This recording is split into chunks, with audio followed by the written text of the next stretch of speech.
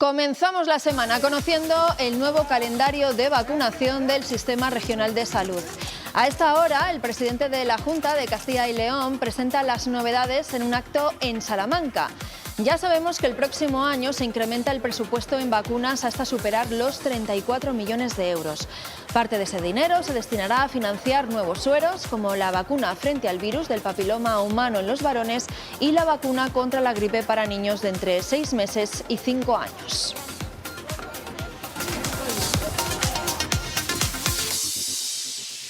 Hola, ¿qué tal? En el programa de hoy vamos a estar en esa presentación que ha comenzado a las 12:15 de la mañana. La inversión en vacunas y la ampliación de los sueros pretende, según la Administración regional, disminuir la carga de enfermedad y, por tanto, la presión asistencial. Hoy también comienzan su andadura parlamentaria los presupuestos generales del Estado del año que viene, de 2023. Esta tarde se inicia el debate previo a las votaciones, pero será a partir de mañana cuando veamos desfilar a los distintos miembros del Gobierno para defender las cuentas de sus respectivos departamentos. Todavía falta por confirmar el voto favorable de algunos partidos que han apoyado los presupuestos en los últimos años.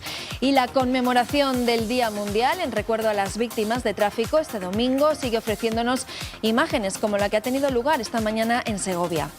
Castilla y León es la comunidad donde más han aumentado los accidentes de tráfico, 116 fallecidos en lo que va de año. Ya hemos superado los que hubo el año anterior. Y en el tiempo del análisis abordaremos la rebaja de penas que ha suscitado la conocida como Ley del Solo sí es sí. Hablaremos con representantes de la justicia, jueces y abogados para entender la polémica en torno a esta norma. Aquí comienza Está pasando.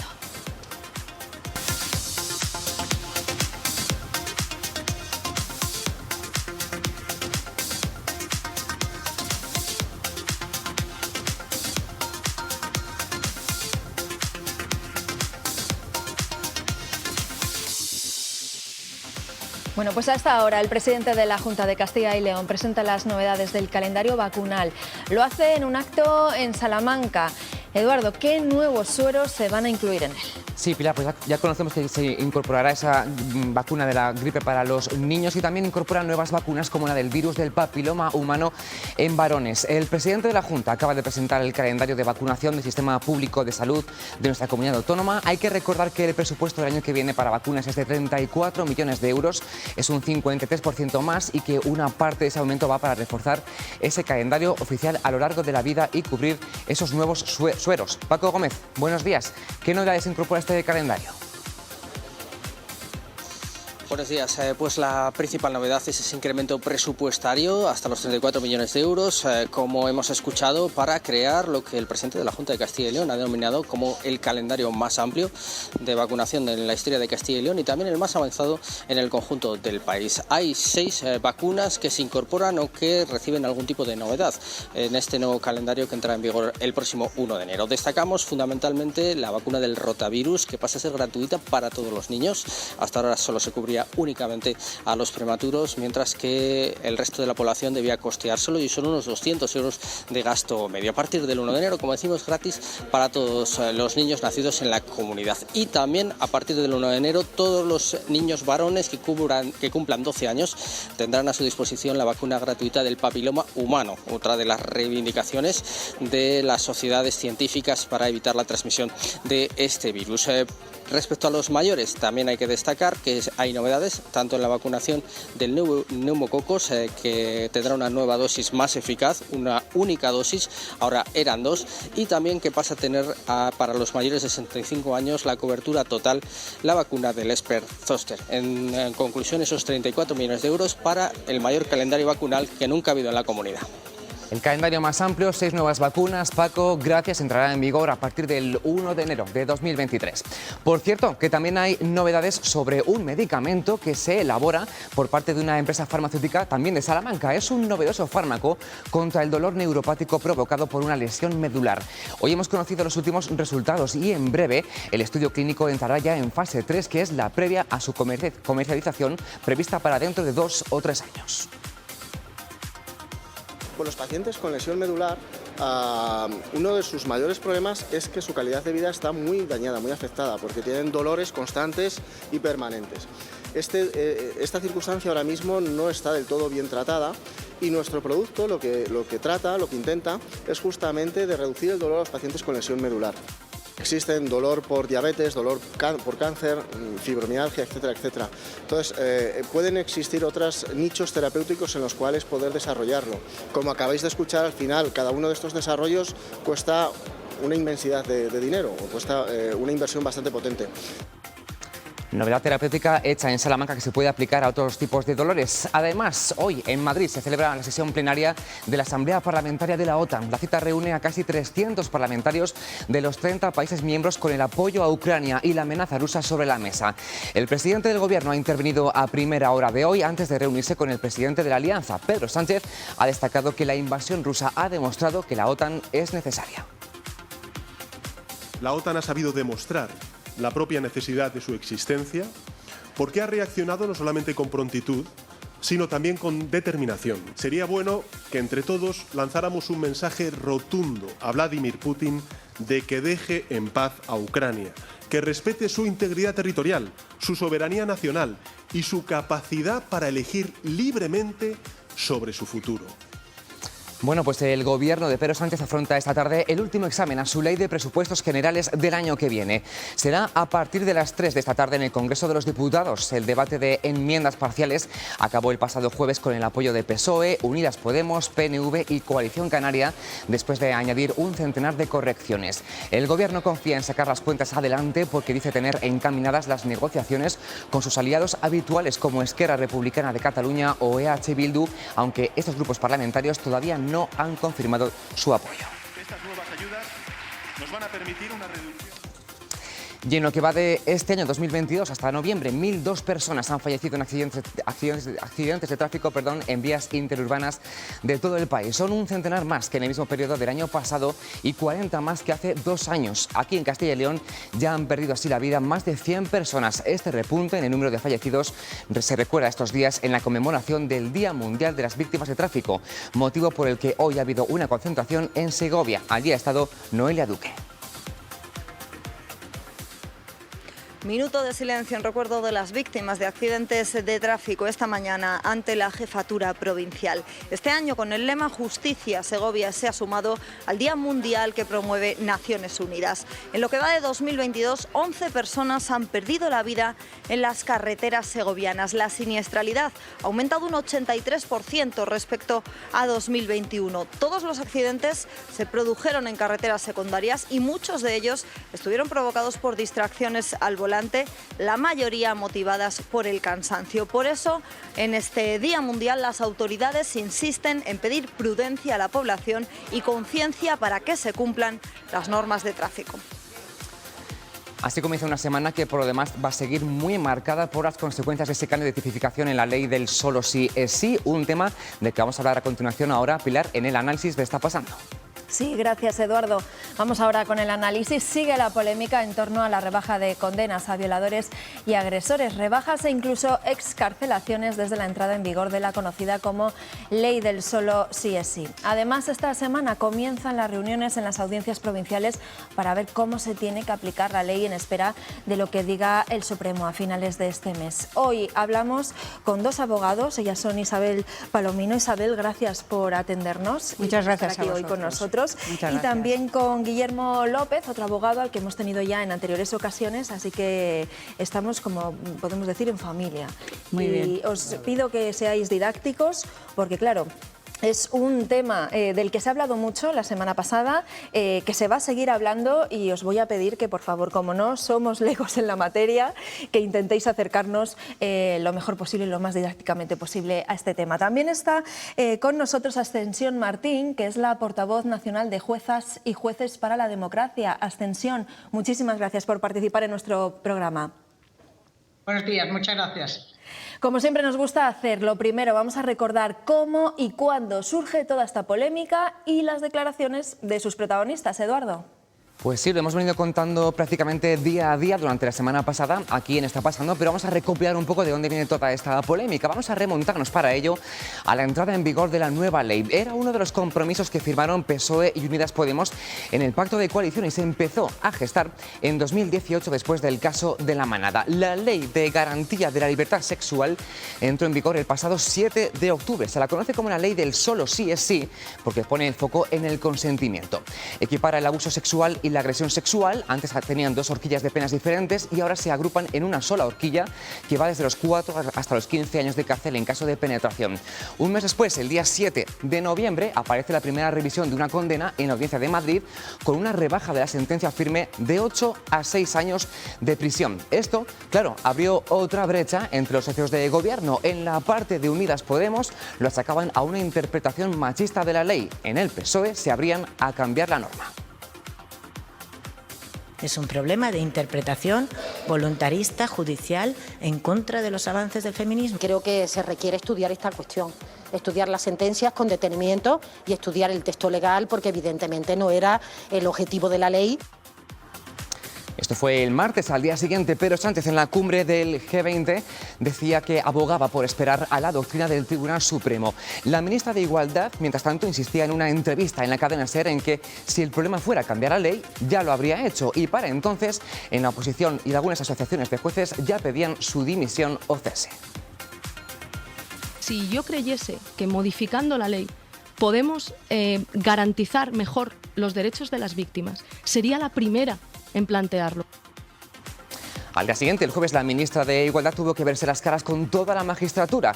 En un acto en el Senado pedía más formación en perspectiva de género y el presidente del Poder Judicial le respondía que la formación, el plan de formación de los jueces es excelente, especialmente contra la violencia de género. Y callada durante todo este tiempo estuvo la vicepresidenta segunda del Gobierno hasta que se pronunció a finales de la semana pasada. Yolanda Díaz, que prepara su propia plataforma Sumar, dice que el Gobierno protege a las víctimas. Es una ley muy importante para las mujeres y la protección de las víctimas de nuestro país. 2, prudencia, no generemos alarma social. El Gobierno va a proteger a todas las víctimas y esperemos, de verdad, con tranquilidad, a que resuelva el Supremo. Díaz se desmarcaba así de la posición de Irene Montero y de Podemos, lo que le ha valido muchas críticas. El debate continúa esta semana, que es precisamente la del día, el próximo viernes, de la eliminación de la violencia de género. Gracias, Eduardo. Pues hoy queremos aclarar algunas cuestiones y una de las cuestiones que está clara es que esta nueva norma contempla una rebaja de penas y a esa rebaja de penas están acudiendo los jueces para revisar esas condenas, ¿no? Lo digo por lo que se ha dicho de si los jueces están interpretando de una manera a la baja esas penas. Isabel. Aquí hay muchas cosas en las que tenemos que pararnos. Primero, tenemos que ver la separación de poderes que tenemos. El legislativo es el que hace las leyes, el ejecutivo es el que puede administrar a través de la administración, incluso la proposición, y el judicial es el que aplica las leyes. La aplicación de la ley no puede ser si no tenemos una ley como tal.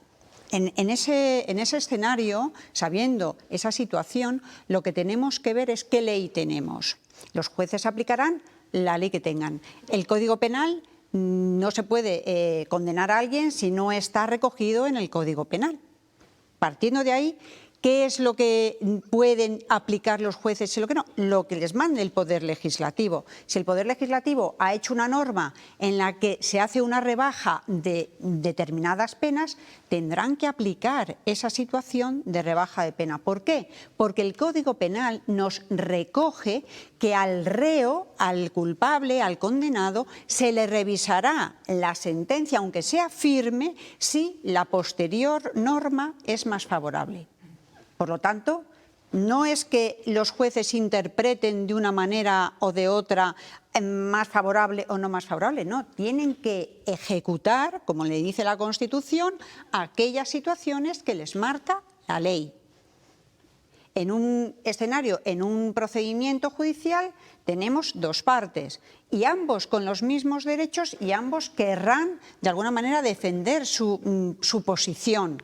por un lado, al que va como denunciado tendrá que determinar o demostrar que no ha cometido esos hechos, y el que acusa está en definitiva demostrando que es el que tiene que se han cometido esos hechos. Y tenemos que partir de un principio general en el procedimiento penal. El acusado no es el que tiene que demostrar, el que tiene que demostrar es el denunciante, ¿vale? ¿Qué ocurre? Que cuando hay una rebaja de unas penas, da igual el delito que sea, nos ha tocado estos delitos contra la libertad sexual que marcan, dan un poquito más alarma social, tocan nuestra fibra más íntima a efectos de la intimidad, y por lo tanto tenemos una situación en la que hay determinados supuestos en los que se ha rebajado la pena. Sí, se ha rebajado la pena, pero como en otros delitos que también se pueden haber bajado, el abogado o el defensor de la persona en cuestión que haya sido condenado, como algo normal y algo fundamental, de derecho fundamental, podrá solicitar esa revisión de esa pena y esa rebaja de esa pena si es que su hecho como tal se lo contempla, pero como un derecho que tiene cualquier ciudadano a la hora de poder determinar o de poder solicitar esa rebaja de esa pena. No es que se esté interpretando de otra manera, no, es que es lo que es. Y como esa norma hay una rebaja de una pena en unos hechos concretos, como tal, que luego ya hablaremos de la situación de la ley, si es mejor, si es peor. A mí me parece bien que se hayan aglutinado los delitos. Sí. Antes teníamos agresión sexual, abuso sexual, dependiendo si había violencia o intimidación, en cada uno de ellos estaba la distinción. Está bien,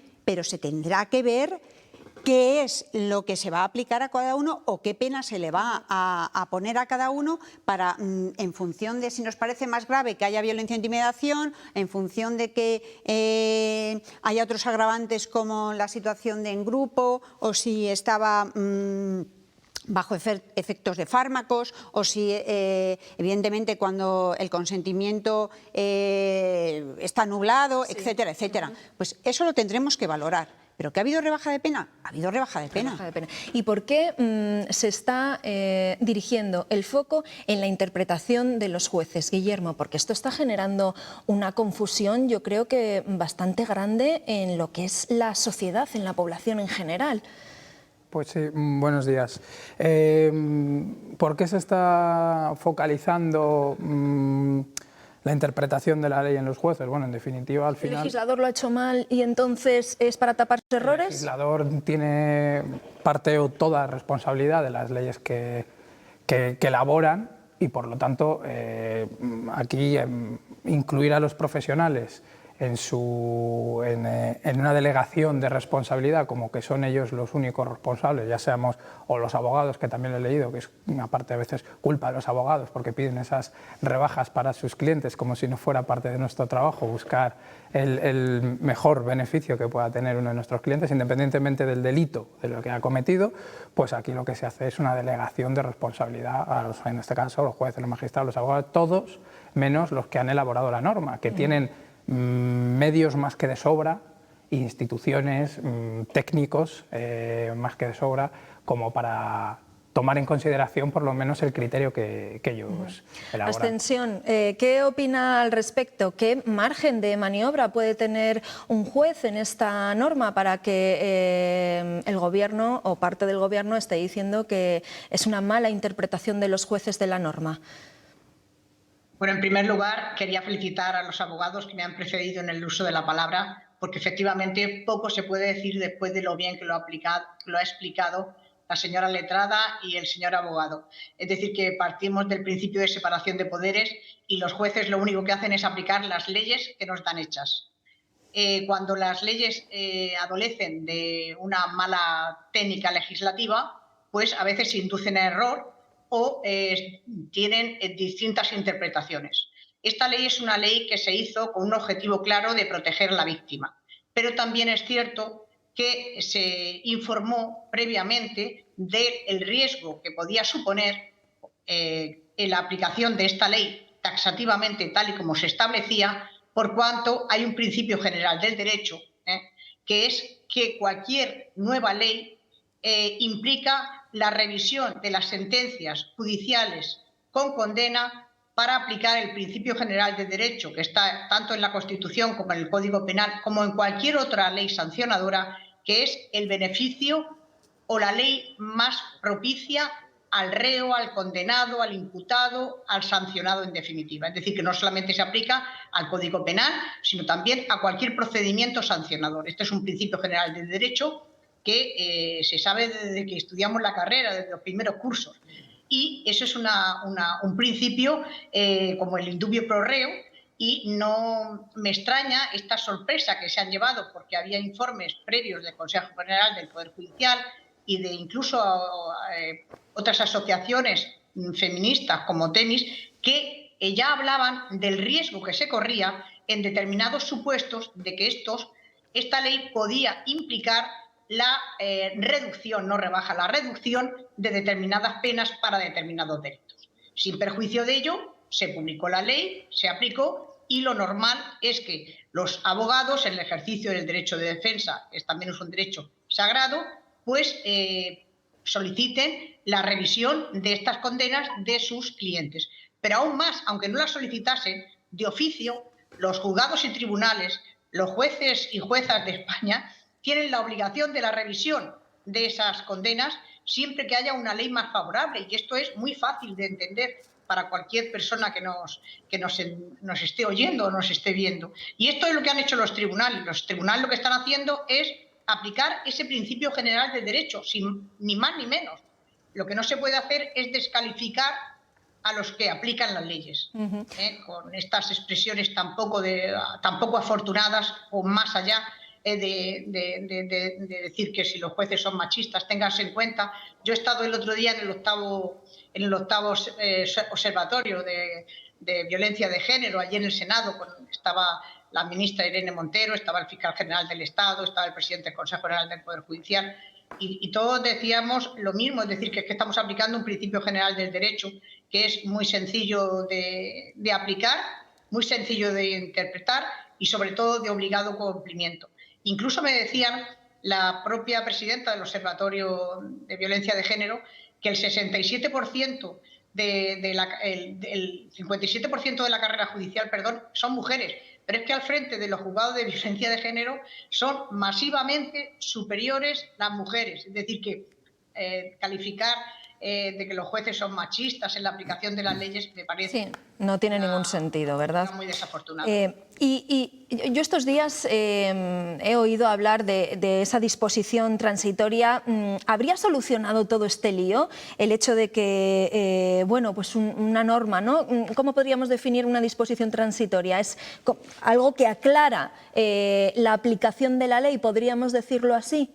¿Ascensión? Bueno, no, que establece cuál es la norma aplicable desde una ley hasta otra. Esa es la disposición transitoria. ¿Y eso hubiera... Perdón, Ascensión, ¿eso hubiera permitido aclarar todo este lío que se ha formado? Clarificar algo. Efectivamente, podía haber clarificado esta situación. Pero, en definitiva, yo lo que trataría de transmitir a la sociedad y, sobre todo, a las mujeres víctimas de violencia de género, que es una lacra, y que estamos todos comprometidos, toda la sociedad comprometidos con esta lacra y con la evitación de la violencia de género, pero no solamente a las mujeres, también a los niños y niñas que son víctimas de la violencia vicaria, que les transmitamos cierta tranquilidad, porque los jueces y las juezas de España están al servicio del Estado social y democrático de derecho, del Estado de Derecho, de la aplicación de las normas, y que lo vamos a hacer lo mejor posible. He leído también que al hacer desaparecer los abusos y ser todo agresión sexual, queda al criterio de los jueces la aplicación de una pena u otra, lo que puede llevar a sentencias distintas ante una misma conducta. ¿Esto es así? No, quiero decir... No, no es así. Mira, estaba contestando también a Ascensión, no es así. Es cierto que se ha realizado una situación única de agresión sexual, lo que antes era con violencia o intimidación, que entendíamos agresión sexual en sentido estricto, ahora entra en el conjunto todo. Los abusos, antes era tener cualquier acto sexual, pero sin violencia o intimidación, es decir, que podría introducirse el engaño, es decir, el consentimiento no es válido, el consentimiento está nublado. Aún así, pues aprovechan de esa situación para poder tener una situación de acto sexual. Ahora se aglutina todo en un solo delito como tal, pero también hace la ley distinción a efectos de si estamos hablando con violencia, con intimidación, es decir, sí que gradúa la situación de si es algo más digamos, criticable o más grave, de una situación que pudiera ser más leve. También introduce, de alguna manera, varias circunstancias que son agravantes. En este caso, había algunas que ya teníamos, como puede ser lo de hacer el grupo, lo que referíamos como la manada, la sentencia que tenemos todos en la cabeza como tal, pero introducen también situaciones de que la víctima tenga anulado el consentimiento en el sentido de que se le haya dado alcohol, drogas, fármacos, etcétera, que eso antes no lo teníamos determinado. Es decir, la ley en sí no es que sea mala, a mí me parece una ley precipitada.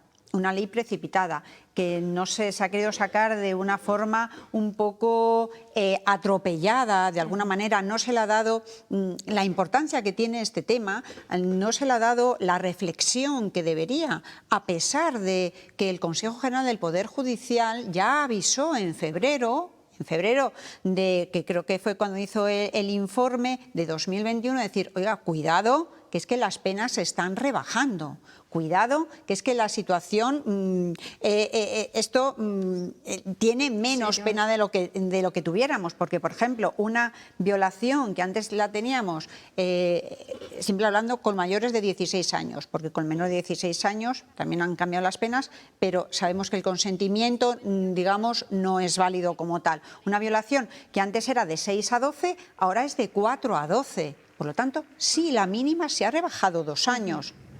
A una persona que se le haya condenado por una situación de violación mínima a 6 años, es que la revisión tiene que ser automática a 4 años. Y si ya por el derecho penitenciario ha cumplido los 2/3 de la pena, etcétera, etcétera, pues podrá tener a unos derechos de poder salir de una forma condicional, etcétera. Es decir, que las rebajas sí que se van a ver y sí que se van a aplicar. Hay un más conjunto y es verdad que la idea de la ley es una situación de proteger a la víctima, pero yo creo que se le tenía que haber dado mucho más reflexión, porque en Código Penal no hay que ver el espíritu de la ley, es determinar si el artículo, el hecho está concreto y la pena está concreta. Claro, reflexión y aparte, yo no sé, Guillermo, pero también ha habido, yo creo que aquí un problema de comunicación, porque en el momento en el que se aprueba la ley, se pone el foco en el consentimiento. En ningún momento se habla de que se van a rebajar las penas. Ahí también había parte de la importancia de esta ley y en ningún momento se habló. De hecho, bueno, se ha ocultado por lo menos hasta ahora a la opinión pública, me refiero. Y ahora es cuando surge todo este debate, toda esta polémica, cuando vemos las aplicaciones en los tribunales.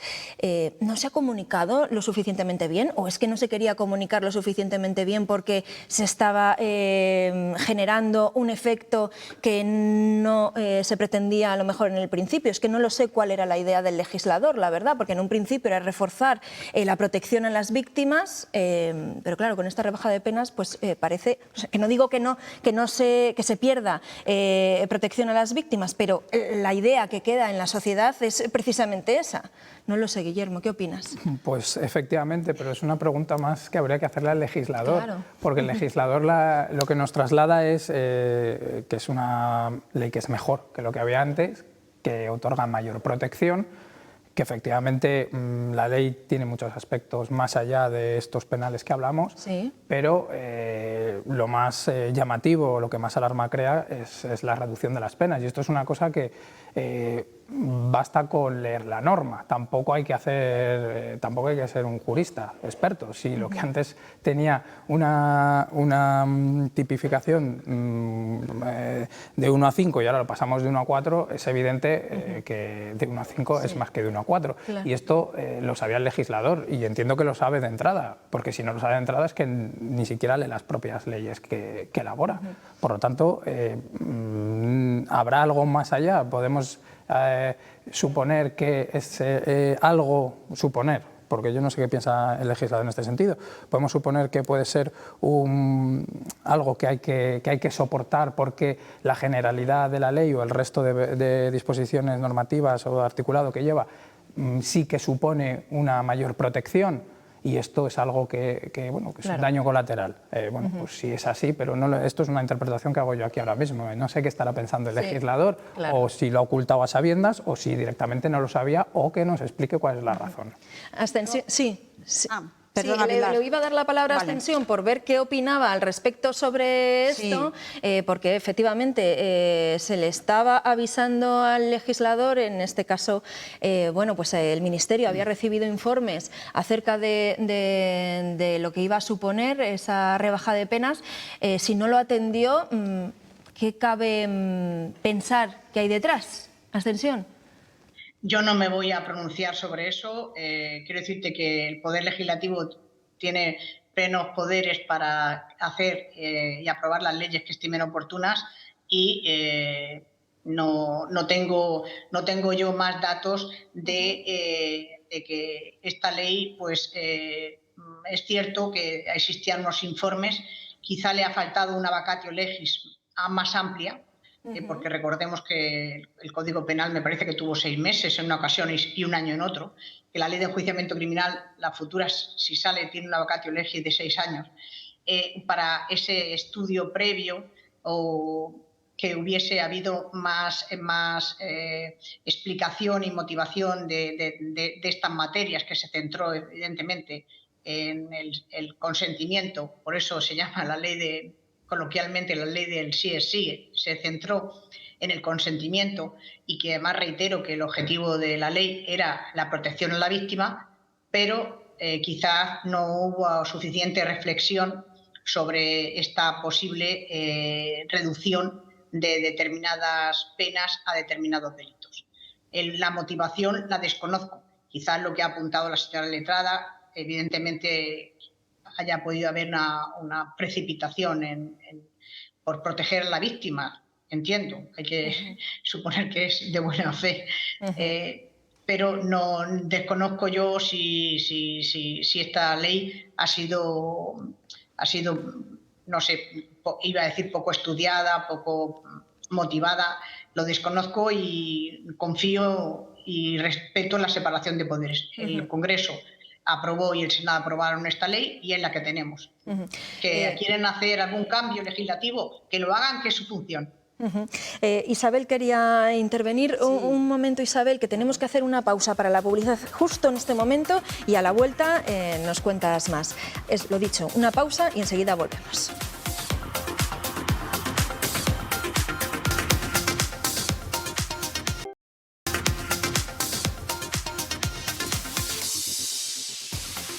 Seguimos aquí en el programa Está Pasando, estamos hablando de esa rebaja de penas que conlleva la ley del solo sí es sí. Isabel se había quedado con ganas antes de la publicidad de apostillar algún tema del que estábamos hablando. Isabel, cuéntanos. Sí, por el tema del nombre de la ley, que era el sí o sí, por el tema del consentimiento. Es cierto que en el articulado nuevo que tenemos determina exactamente que el consentimiento tiene que ser expreso, manifiesto, en función de la relación del caso, etcétera.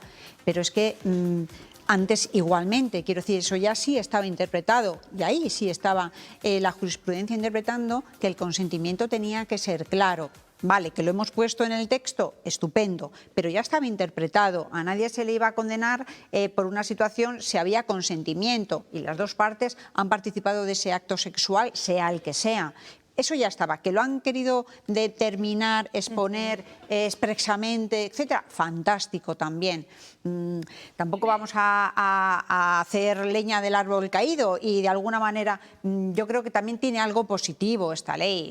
El objetivo que era es defender, proteger a las víctimas. Yo creo que se tendrá que revisar y se tendrá que poner sobre la mesa a ver qué es dónde está fallando y qué es lo que quiere hacer el legislador. Como decía Ascensión, el Poder Legislativo es el que tiene la facultad para poder determinar unas leyes que el resto de los operadores somos las que les vamos a tener que aplicar, tanto estemos en un lado como estemos en otro. En el caso de los letrados, Guillermo y yo, y en el caso de los jueces, pues tendrán que aplicar la ley que hay. Pero hay novedades que a mí me parecen interesantes y a lo mejor, pues que a lo mejor no se ha dado esa importancia. Estamos ahora con las tecnologías que nos movemos, lo de el paso de las fotografías a veces o situaciones que afectan a la intimidad, pues se ha ampliado esa situación, es decir, que un tercero, que antes no estaba, un tercero podrá ser igualmente condenado si traspasa, pasa mensajes, fotografías en las que otra persona a la que no le ha dado el consentimiento, aunque no le ha pasado a alguien y que no sepamos de dónde viene, esa situación sí es responsabilidad de la persona que tiene la fotografía y no tiene que mandarla o enviarla porque está atentando contra la intimidad de esa tercera persona. Y eso a mí me parece interesante. Y eso, en definitiva, sí se tendría que dar una publicidad porque a veces los jóvenes tienen una situación, nosotros, yo a lo mejor menos, por mi edad y por mi contacto con la tecnología, pero los jóvenes tienen una comunicación tan brutal a través de las redes sociales que a veces hacen cosas que consideran que no son delictivas o que no infringen absolutamente nada y sí lo están haciendo. Y aparte de educar, el Código Penal no está para educar. El Código Penal está para castigar situaciones y cuando tiene que entrar es en el último momento. Y es ahí donde deberíamos de incidir. Ya saben que estamos en directo y ahora mismo Podemos, hace unos minutos, acaba de dar una rueda de prensa y ha aclarado algunas cosas de las que se está hablando estos días. Dice Podemos, se ha dicho que el Consejo General del Poder Judicial ya había avisado de lo que iba a pasar con la ley del solo sí es sí. Es falso, dice Podemos. La propuesta del Consejo General del Poder Judicial era que no se bajaran las penas máximas y las máximas no se han bajado en esta ley. Esta ley es absolutamente rigurosa. Es lo que acaba de decir Podemos en una rueda de prensa. Ascensión, se lo pregunta a usted porque ha hecho referencia a eso, a que el Consejo General del Poder Judicial ya había avisado al Gobierno de que, bueno, pues esta ley estaba rebajando las penas.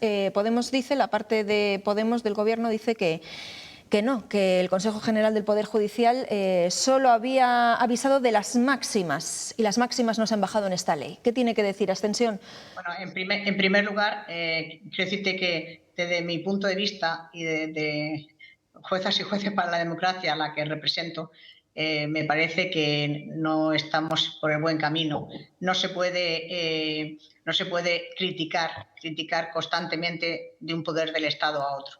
Creo que estamos en un respeto a los principios generales del derecho y que, en todo caso, eso no debe ser objeto de debate a posteriori de una ley. Es decir, el respeto entre los poderes del Estado conforman el Estado de Derecho. Si lo atacamos, creo que no beneficia ni a la democracia ni a este país. Eso desde mi punto de vista. Ascensión, ¿haría falta un poco más de lealtad institucional? ¿Está desacreditando el Gobierno? Bueno, quiero decirte que si lo que lo ha dicho ha sido la señora ministra, que no sé si ha sido la señora ministra, que forma parte de un Gobierno, está en el Poder Ejecutivo, hay que respetar la separación de poderes. Yo respeto la libertad de expresión que pueda tener cualquier ciudadano y más si ostenta una representación de un órgano, que tenemos todavía más obligación de ser respetuosos en nuestras manifestaciones, porque tenemos mayor responsabilidad, entiendo yo, y creo que no es el momento de contradecir o de decir si sí, si no. Sí. Creo que es el momento de poner soluciones. Ese es el momento que estamos, de tranquilizar a las víctimas y de buscar la mejor solución. Para ello creo que, al tratarse de una cuestión meramente jurídica, debe ser el Tribunal Supremo el que, creo que el día 29 de noviembre, como están ustedes indicando aquí en las noticias y que yo sabía, se va a reunir para interpretar la ley. Todo lo demás creo que sobra. Creo que ahora mismo, ya que está el tema en el Tribunal Supremo, hay que confiar en los tribunales de justicia, que hagan la interpretación que crean más correcta de la ley y al dejarse de descalificaciones entre poderes del Estado. Les agradezco muchísimo, pero me acaban de comunicar que tengo una actuación judicial y, lamentándolo mucho, me tengo que ir de esta reunión tan interesante. Espero estar con ustedes en otras ocasiones y felicitar desde luego a la señora abogada, al señor letrado, que han estado magníficos en sus intervenciones. Muchísimas gracias y hasta la próxima. Gracias. Le agradecemos mucho su presencia hoy en el programa, lo entendemos perfectamente, así que muchísimas gracias, Extensión, por participar. Les voy a trasladar la pregunta. Guillermo, ¿está desacreditando el Gobierno al sistema judicial? ¿Haría falta más, más respeto institucional entre los poderes? Pues, hombre, deberían de tenerse un respeto mutuo. Yo entiendo que, evidentemente, tanto el Poder Legislativo y el Ejecutivo está formado por políticos y a veces les cuesta hacer la diferenciación de su labor política de la institucional. Menos lo vemos en el Poder Judicial, salvo que vayamos a analizar algún tipo de resolución y entendamos que tiene algún sesgo ideológico político, pero bueno, efectivamente debería ser lo contrario, la tendencia, más lealtad y bueno, pues intentar que las cosas funcionen de una manera más fluida. Bueno, pues la rebaja de penas ha afectado también a algunos casos que se han juzgado en Castilla y León. Eduardo, recuérdanos cuáles son esos casos y qué ha supuesto esa rebaja.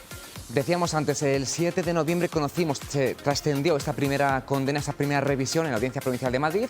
Aquí en Castilla y León también tenemos los primeros efectos del cambio de la tipificación y de penas en la ley. El primero, lo van a ver a continuación, es una rebaja de la pena impuesta a un condenado por agresión sexual. La Audiencia Provincial de Segovia ha rebajado de 12 a 9 años la pena de cárcel a un agresor sexual después de revisar de oficio la sentencia, que era del año 2012. El hombre había amenazado a su prima con un cuchillo y la violó en 2011 y se encuentra cumpliendo prisión en Rumanía, su país de origen. Hay otros dos casos en la Audiencia de León. No se trata de revisiones a la baja en sí, sino que los juicios se celebraron al amparo de la anterior ley, pero la sentencia se ha dictado con la nueva en vigor, y esta rebaja la pena mínima para el delito de agresión sexual a menores de 16 años. Antes iba de 8 a 12 años de cárcel, ahora de 6 a 12. En ambos casos las víctimas tenían 10 y 11 años, eran menores. Sus respectivos agresores han sido condenados a 9 años y un día de prisión. Y muy atentos estamos también a lo que resuelva el martes de la semana que viene el Tribunal Supremo sobre casos como el de la Arandina. El alto tribunal estudiará los recursos contra la sentencia del Tribunal Superior de Justicia de Castilla y León, que ya rebajó las penas en 2020, incluida la absolución de uno de los 3 condenados. Bueno, pues les voy a preguntar a nuestros expertos qué cabe esperar del Tribunal Supremo, qué resolución. Bueno, lo primero, yo no sé si va a hacer una resolución a lo que es la ley en sí o va a dar una resolución de cada caso. ¿Qué cabe esperar? No sé si sabéis algo por dónde van a ir los tiros. Pues yo desconozco cómo van los tiros, pero es un tribunal y tendrá que interpretar la ley en función de los principios básicos y principios constitucionales y derechos constitucionales que no se le puede negar a ningún ciudadano. A partir de ahí, las interpretaciones en función de lo que nos determine la ley podrán ser. Pero desde mi punto de vista, poco margen tiene el Tribunal Supremo cuando la ley dice que si la violación antes era de 6 a 12 años, ahora es de 4 a 12. El margen, quiero decir, lo tiene. Yo creo que la pelota debería de estar en el Poder Legislativo revisando inmediatamente esa situación, porque por mucha interpretación que se quiera hacer, si la pena ahora es menor de la que antes tenía, esto son matemáticas. Si antes eran 6 y ahora son 4, si ya he llegado al mínimo, he llegado al mínimo. Guillermo. Sí, así es una cosa que es un criterio, digamos, aritmético, como matemático. Lo que no podemos pensar es que ahora, a través de una fijación de una serie de criterios, se va a alterar lo que ya se viene haciendo. El problema que veo yo es que si el legislador entiende que la norma está bien hecha, pues nada habrá que retocar. Claro, pues han escuchado antes a Irene Montero lo que decía, que si ella pensara que se podría modificar la ley, lo haría. Sí. Lo que pasa es que modificar una ley orgánica como la que estamos viendo lleva un proceso largo. Quiero decir, necesita una mayoría absoluta, que no es una mayoría simple como nos marcan otro tipo de leyes, y eso conlleva que se vuelva a trasladar, lleva unos tiempos, se vuelva a trasladar al Senado y vuelva otra vez al Congreso de los Diputados. No es una situación, no es un decreto legislativo o un decreto ley en la que el Gobierno puede realizar y luego ya se respaldará por el Poder Legislativo, por el Congreso. No, estamos ante una ley orgánica y necesita unos tiempos y unos debates como tal, que les habrá tenido. Lo que pasa que, bueno, los frutos son estos. Pues habrá que esperar a lo que diga el Tribunal Supremo, a ver cómo evoluciona. Pilar, el Tribunal Supremo no es poder legislativo. Y eso lo tenemos que tener claro. El Tribunal Supremo interpretará lo que hay, pero no puede ir en contra de una ley. Pues veremos a ver cómo transcurre esta polémica. Tendré que traeros otra vez aquí para que veamos las consecuencias. Muchísimas gracias, Isabel. Gracias y Guillermo, por haber arrojado un poquito de luz. Gracias. Y la actualidad hasta ahora sigue dándonos más titulares y más protagonistas del día, como el que estás a punto de entrevistar, Eduardo. Sí, Pilar, el viernes, si lo recuerdan, les contamos aquí en Está Pasando que Salto de Castro, ese pueblo zamorano que estaba a la venta, ya tiene propietario. Es un constructor de Toledo que lo ha comprado por 300.000 euros para construir allí un hotel rural. Bueno, pues él es Óscar Torres y lo saludamos ya en directo. Óscar, gracias por estar con nosotros. Finalmente será un hotel rural. ¿Qué tenía pensado para este pueblo y qué más habrá además de ese hotel? Hola, buenos días. Pues mira, lo que quería hacer sería un complejo turístico, es un hotel rural, y bueno, a partir de ahí pues intentar dar rutas a caballo, rutas de bicicleta, me gustaría hacer una tirolina y bueno, también si pudiéramos hacer, también me gustaría hacer una pequeña bodega de vino. Óscar, ¿qué es lo que le atrajo de esta zona de Zamora? Porque usted es de Toledo, de Castilla-La Mancha. ¿Cómo descubrió esta oferta del pueblo que se vendía y por qué finalmente optó por adquirirlo? Bueno, la verdad que ha sido un poco curioso. Mi hijo mayor y yo compartimos la idea de comprar un pueblecito o alguna aldea. Él tiene unas aplicaciones de internet que le alertan de cuando sale alguna cosa interesante. Saltó este pueblo y la verdad que cuando lo vi dije, esto tiene muchas posibilidades turísticamente, sobre todo más que el pueblo es espectacular porque es un pueblo hecho a conciencia por ingenieros en los años 50, con unos muros de piedra de más de 1 metro. El entorno es espectacular, estamos ahí en el tema de la River del Duero, es una zona con un clima mediterráneo que yo creo que no hay en ningún sitio de España exceptuando el Mediterráneo. Toda la fauna y la flora es espectacular. Le interesó tanto, Óscar, hasta el punto de que ha pagado incluso un poquito más de lo que se pedía, ¿no? Creo que se pedían unos 260.000 euros y ha pagado 300.000. ¿Le compensa esta inversión? Sí, al final yo hice mi oferta el mismo día, o sea, esto fue el domingo cuando hablé con el señor que tenía el mandato, con Ronnie Rodríguez, el mandato de venta. El domingo hablé con él, el lunes a las 12 estaba ya allí viendo el pueblo y reunido, hice mi oferta, pero parece ser que un fondo gallego creo que era, aumentó mi oferta. Como ya había sido el primero, me dio el derecho de tanteo de poder igualar y así lo hice y tuve que subir la oferta a 300.000. Hablamos de un... ¿Me han quitado? Sí, hablamos de un hotel rural de rutas de senderismo a caballo, es una tirolina. ¿Cuánto tiene previsto invertir en esa zona y cuánto empleo va a crear? Es una zona muy despoblada, de las más despobladas de Europa. ¿Qué tiene pensado allí? Bueno, pues yo creo que el presupuesto va a estar rondando entre los 3 y 5 millones de euros aproximadamente. Y luego empleos, pues hombre, yo creo que estaremos como mínimo en torno entre 20 y 30 personas como mínimo, o sea, de ahí para arriba. Como mínimo, para empezar. Aparte del tema de obras, al principio, al comienzo, habrá más de 50, entre 50 y 100 puestos de trabajo directos ahora mismo. Entiendo que serán empleos que tirarán de gente de la zona, ¿no? De la provincia de Zamora, está en el límite con Portugal, para dar empleo precisamente allí, donde hace falta. Sí, al final llevaré a la gente de confianza como jefes de obra encargados, pero todo el resto de mano de obra tiraremos de la gente de la comarca y de la zona, claro. Óscar, ¿y cuándo empezamos? ¿Qué plazos maneja? ¿Cuándo empezarían esas inversiones, esas primeras obras y cuándo estaría listo el complejo?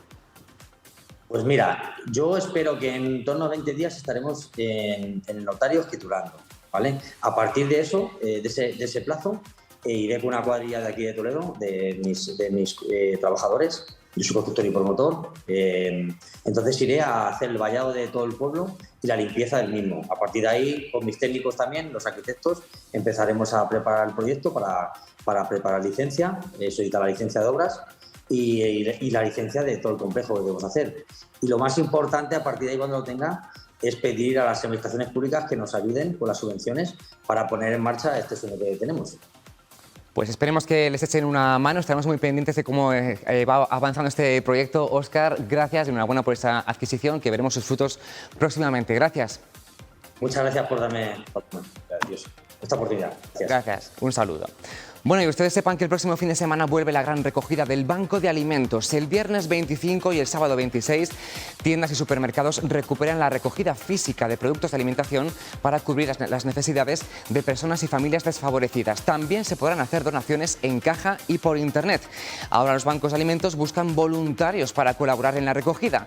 El de Soria, por ejemplo, necesita 170 voluntarios.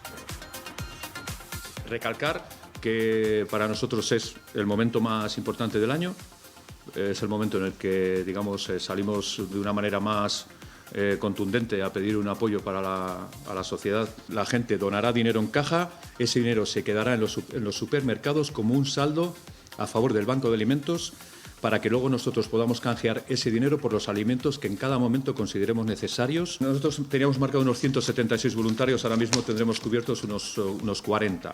Nos quedan 130 y pico. Estamos trabajando con colectivos, institutos, colectivos, grupos deportivos, para que nos echen un cable. Estas cosas sabemos que, como en todos los sitios, al final es cuando se pega el último empujón, ¿no? Bueno, pues hay dos formas de colaborar, siendo voluntario o los consumidores también comprando y adquiriendo productos o dando una donación. Claro, bueno, todavía tienen toda la semana para recabar esos apoyos, esas ayudas, pero el viernes y el sábado hay que colaborar, así que esa llamada, pues que lo necesita, sobre todo este año el Banco de Alimentos, sobre todo lo necesita la gente, claro está. Y aunque cuesta un poco más, seguro que somos generosos y aportamos nuestro granito de arena. Eso es. Bueno, pues nada, que hasta aquí ha llegado nuestro programa, que mañana les esperamos, como siempre, a la misma hora. Que disfruten del día. Hasta mañana. Hasta mañana, gracias. Adiós.